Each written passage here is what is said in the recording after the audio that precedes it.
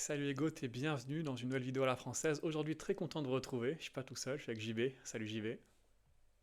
Salut les goths, salut Hippo.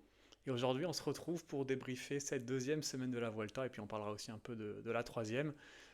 Bah, qu'est-ce que t'en retiens de cette seconde semaine de la Vuelta?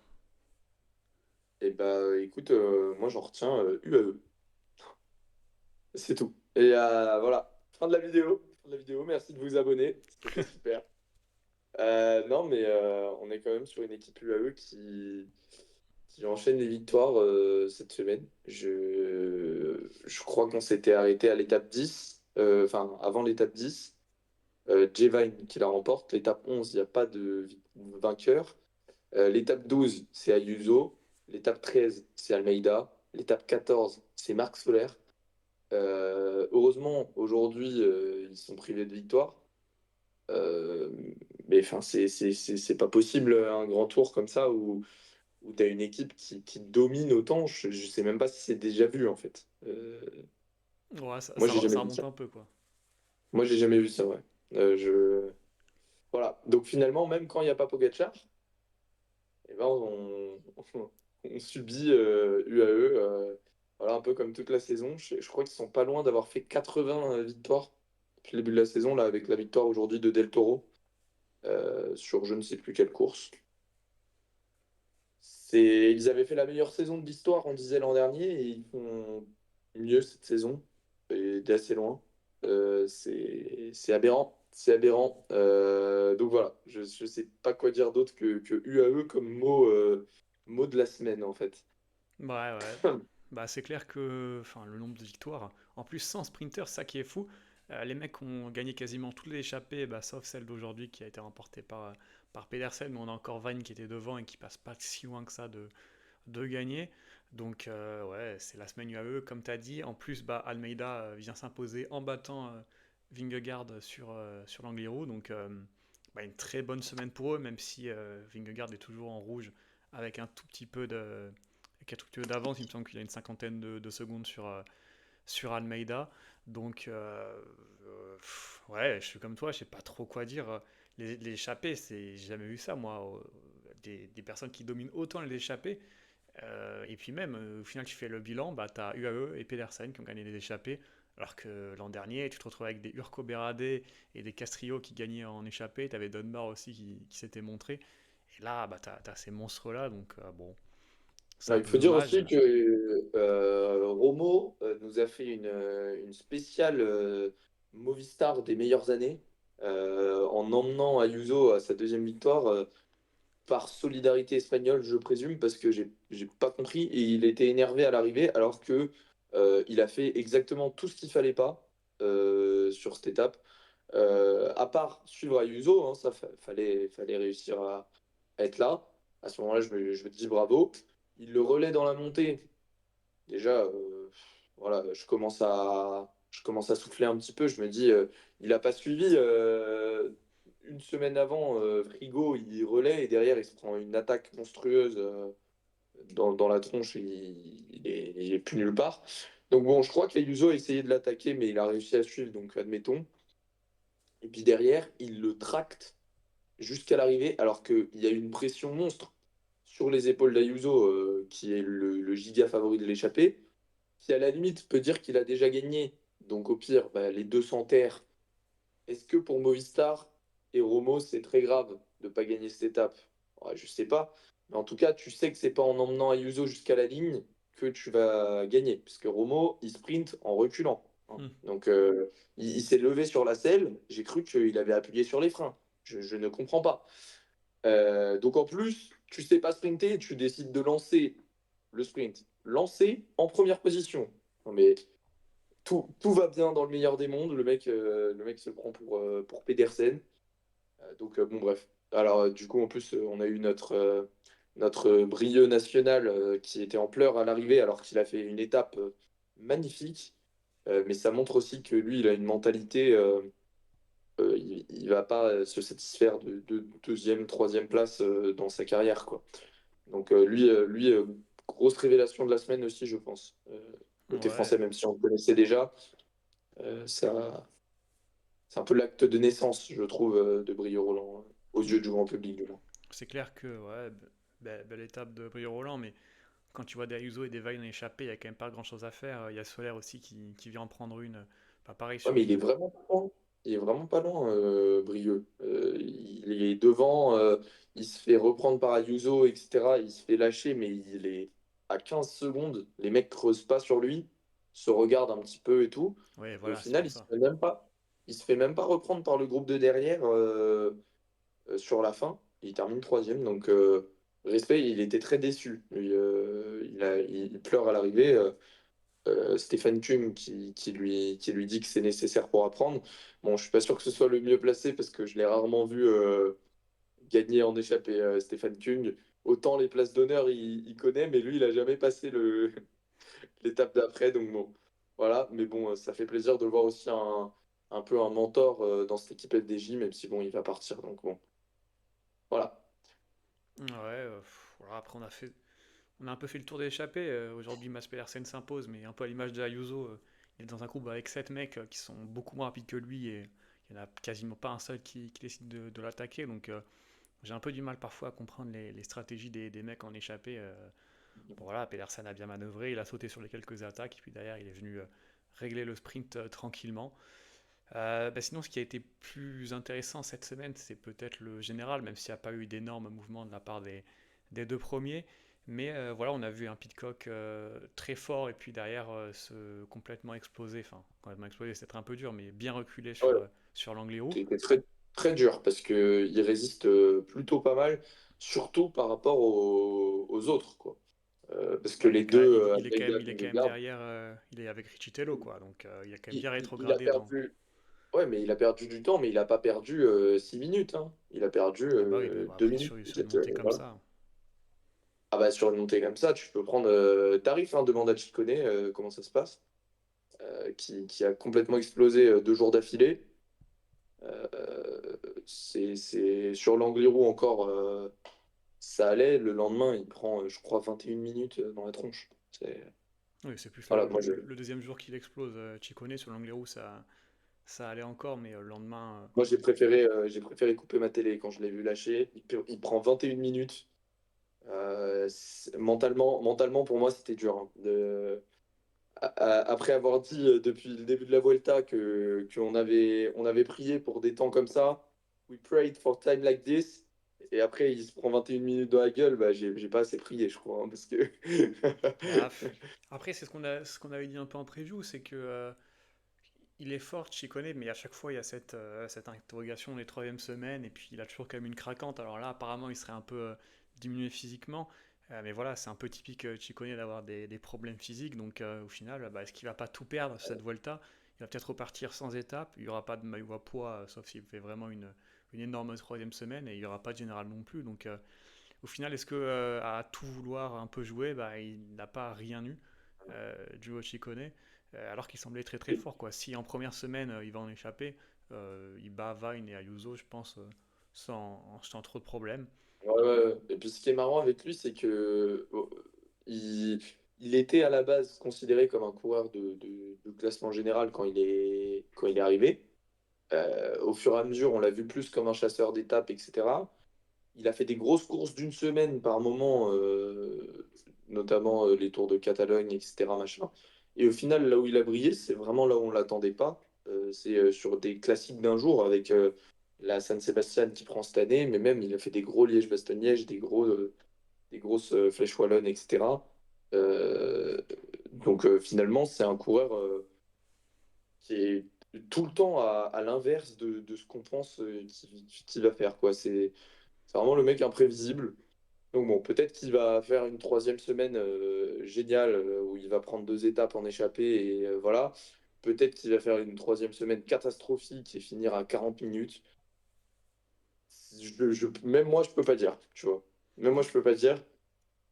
Donc voilà. Mais par contre, il y a des mecs qui sont plus surprenants. Moi, je vois un William Le Serre qui reprend du temps aujourd'hui dans l'échappée, mais qui à chaque fois n'a pas été si loin, qui s'en sort bien et qui pourrait aller chercher son premier top 10 en grand tour. que j'attendais pas du tout enfin, c'est pas que je l'attendais pas à ce niveau-là, c'est que je l'attendais pas du tout comme un candidat pour le général, moi, William Le Serre. Ouais, ouais, c'est clair. Bah, le top 10 c'est un peu dégagé quand même, du coup, avec Ciccone. Il y a aussi Bernal qui a complètement explosé.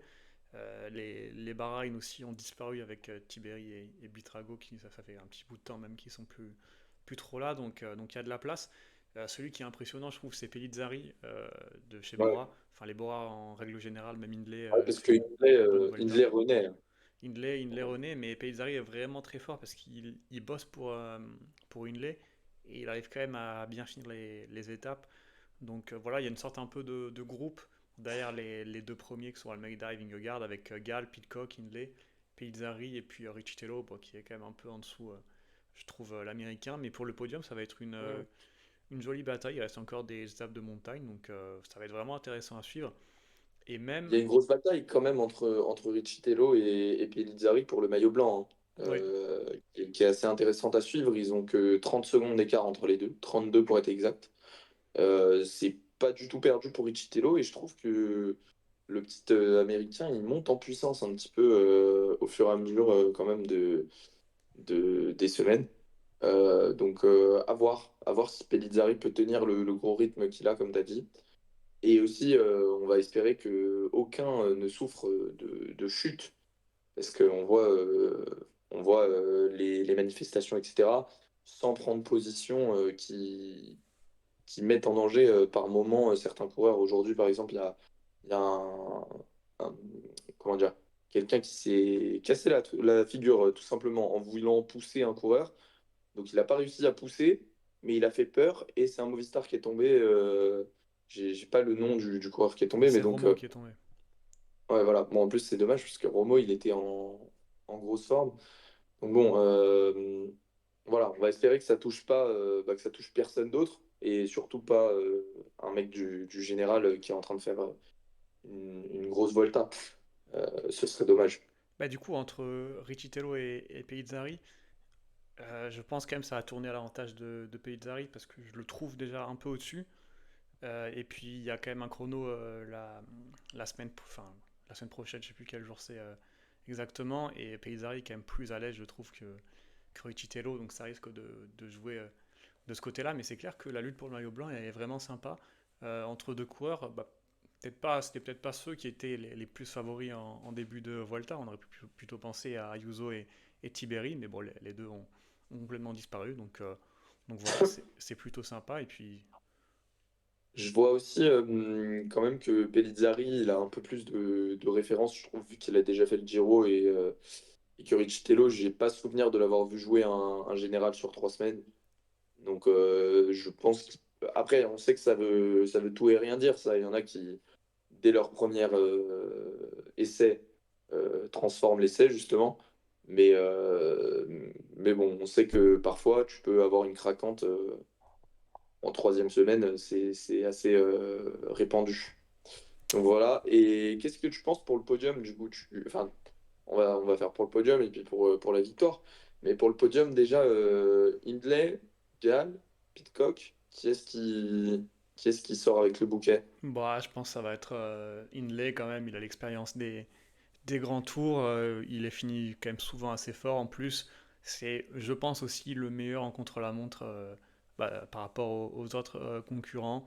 Et voilà, Gall sort du Tour de France aussi. Pitcock, je pense quand même que on l'a vu dans l'Angliru, mais dès que c'est quand même un peu plus compliqué, il a un peu plus de mal. Pizzari travaille pour Hindley, donc théoriquement ça devrait le faire. Et puis Richitello, je pense quand même qu'il est un peu en dessous, donc je pense qu'Hindley sera podium.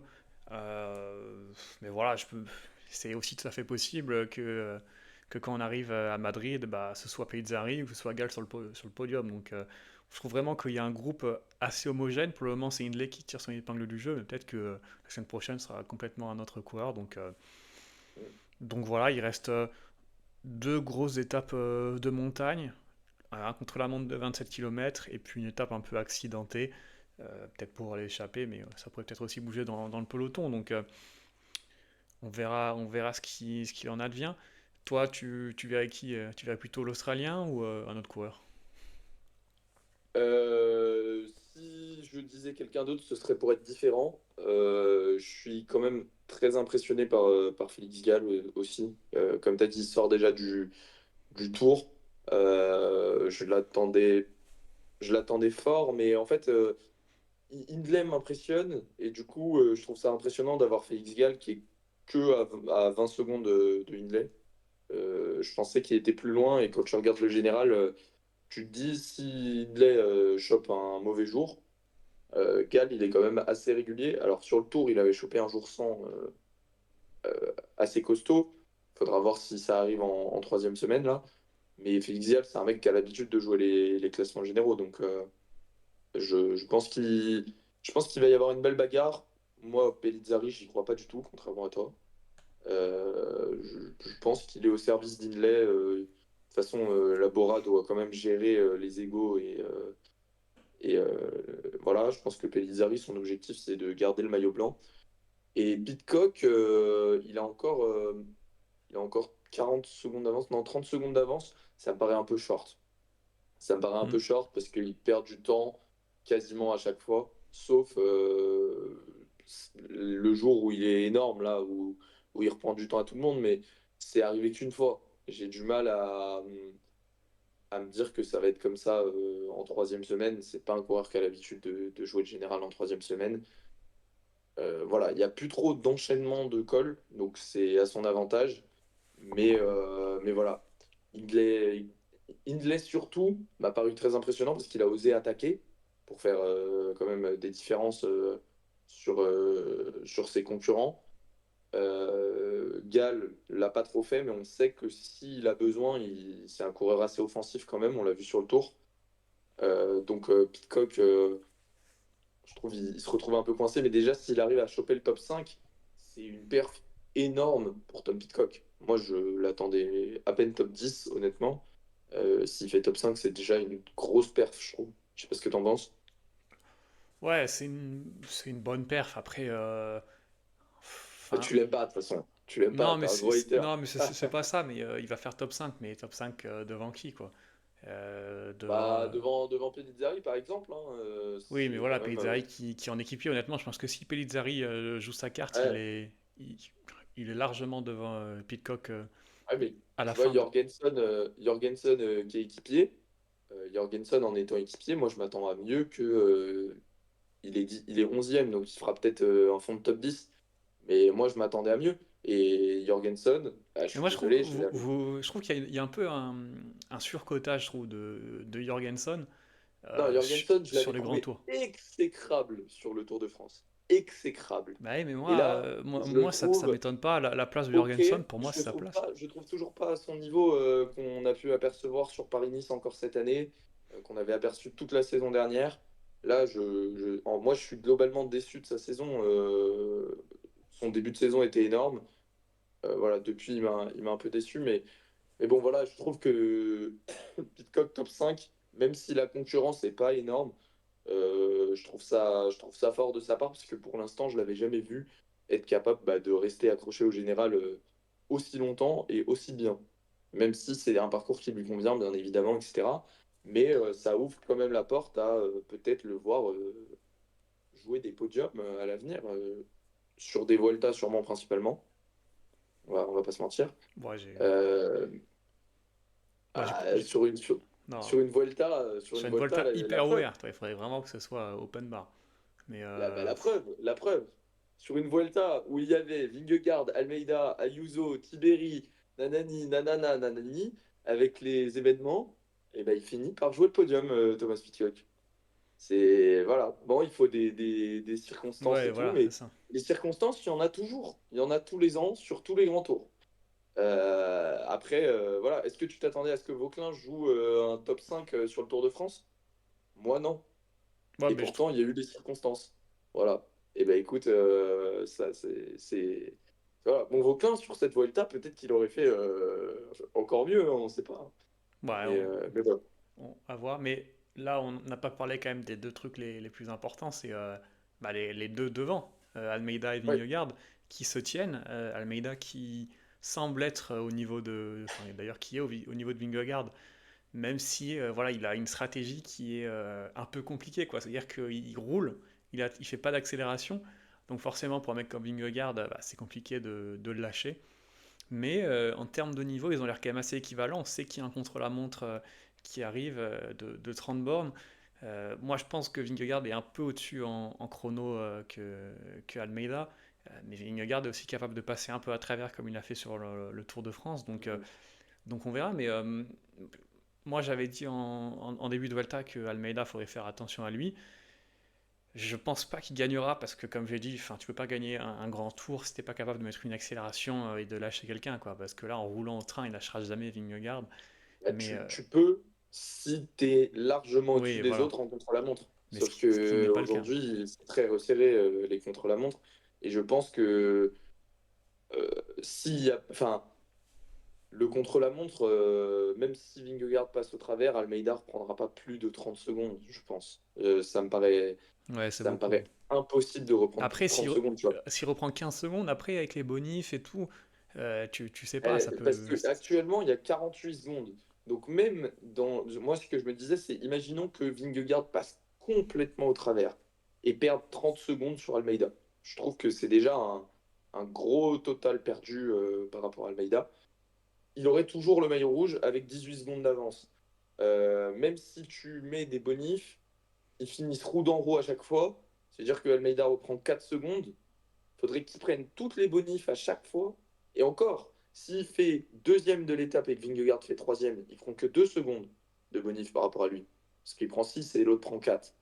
Donc je vois mal quelqu'un s'interposer entre les deux. J'ai du mal à voir Almeida lâcher Vingegaard, alors que l'autre, je peux le voir parce que Vingegaard l'a déjà fait tout simplement sur cette Volta. Pas forcément parce qu'il est plus fort, mais juste parce que, comme tu as dit, il a tellement travaillé le jump pour se défendre face à Pogacar que du coup, bah, par rapport à Almeida, il est capable de lui mettre 100 mètres en 50 mètres. C'est aberrant ce qui se passe. Donc j'ai du mal à voir Almeida gagner, mais faut que Vingegaard fasse gaffe, quoi. C'est serré. C'est serré et je regrette, moi, d'avoir. J'avais dit qu'il y aurait un des deux UAE qui passerait au travers. J'avais misé que ce serait Almeida. Au final, c'était Ayuso. Voilà. Bah, suivez pas mes pronos, hein. C'est ça que j'essaye de dire. Ouais, du Donc, coup, voilà. ouais, je suis un peu d'accord avec toi. De ce côté-là, je le vois pas renverser Vingegaard.